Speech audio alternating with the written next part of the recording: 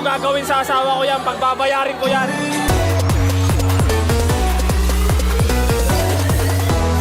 Boss, anong pulutan natin siyang gutom na yung asawa ko? Meron po yan. Kargahan mo na lang dito, ako na bahala.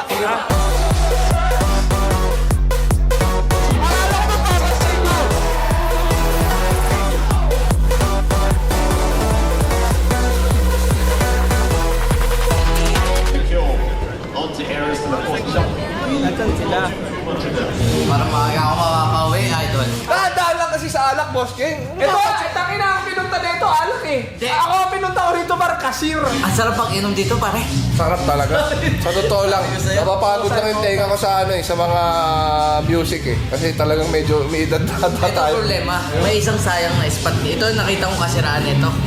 Dami tao walang umuupa nito. Mga alok ka dyan sa tamang alok tayo sa labas. Para sa benta. Para sa benta. Para sa benta on 3. 1, 2, 3. Para sa benta!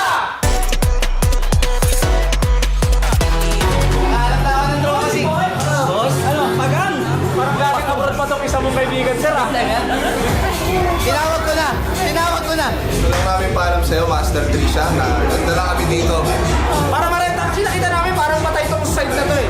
Hindi na mo mapano, 2,000 lang. Ako na bahala, boss. Huwag kayong kapahan. Teka lang, tatawag lang ako ng ano.